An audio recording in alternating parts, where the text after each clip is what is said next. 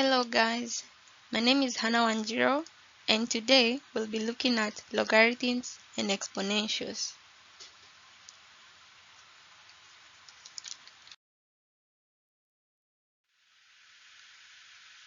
To start with, we will look at how each term is expressed. Logarithms are expressed simply as log of a number x to the base a, and exponentials are expressed as a number a raised to the power y. Another thing to remember is that when logs and exponentials are expressed as equations, they are considered inverses of each other. That is, log of a number x to a base a equals to y is the same as a number a raised to the power y equals to x.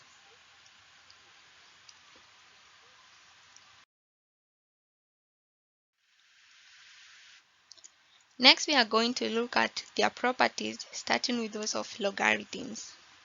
The first is the product rule, which states that the log of multiplication is the sum of the logs.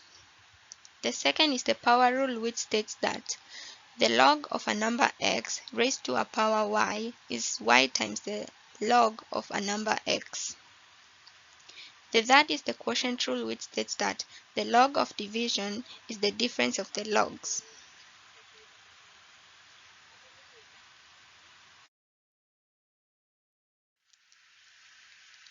Also under logarithms, we will look at common and natural logarithms. Common logs have a base of 10 and are expressed as a number x to the base 10, or as log of a number x, where 10 is omitted like when using a calculator. Natural logs have a base e and are expressed as log of a number x to the base e, or sometimes are expressed as ln of a number x.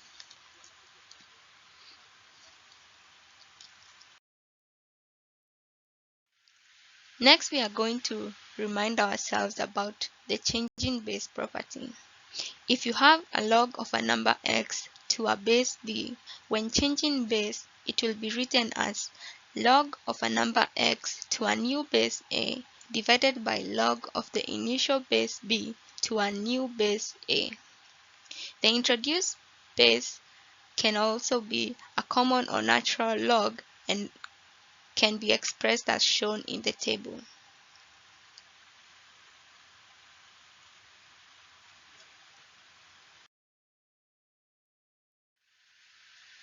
Next is expanding logarithmic equations.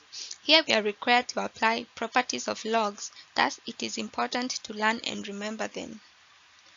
To solve this example, we'll first express a cube root radical as a fraction. Then use the quotient rule to get individual terms. Then we are required to use the power and product rules to expand the terms further. We need to open the brackets and also remember the change of sign, since a positive multiplied by a negative is a negative. Then apply the power rule on the last term, then simplify the highlighted term. The final expanded equation is as shown.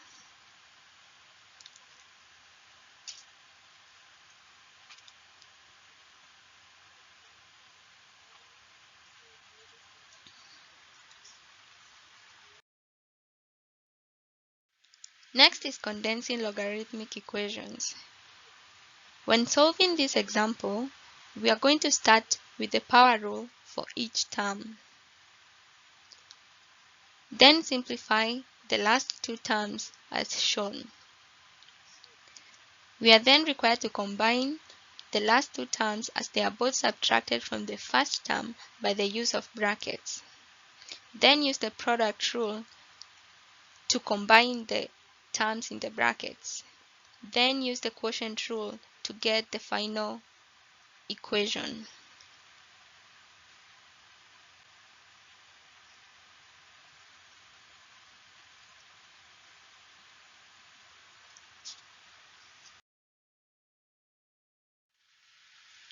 Now let's talk about exponentials, starting with its laws. The first is the product of the same number with different powers is the number raised to the sum of the powers. The second is the division of the same number with different powers is the number raised to the difference of the powers. An exponent ax raised to another power y is the number raised to the product of the powers. The fourth is different numbers raised to the same power is the product of each number raised to the same power. The fifth is a fraction raised to a power is the division of each number raised to the same power. The last law states that a number raised to a fraction is expressed as the denominator as the radical of the number, which is then raised to the numerator as the power.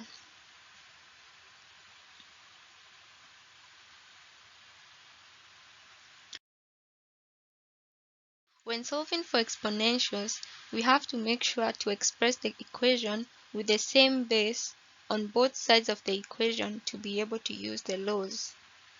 For example, in the first example, we have to express 16 as 2 to the power of 4 to have same base on both sides of the equation.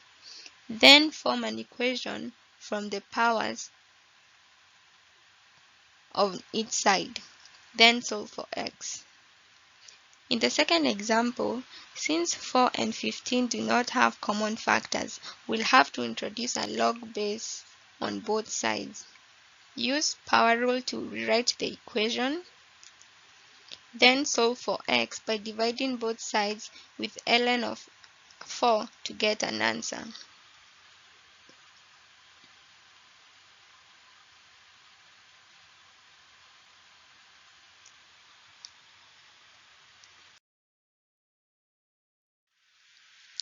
The last part on logs and exponentials is knowing their general properties and laws as shown in the tables. They may all look alike, with the difference being either it being a log or an exponential. This concludes our video and hope that we have all learned something today. Thank you for watching.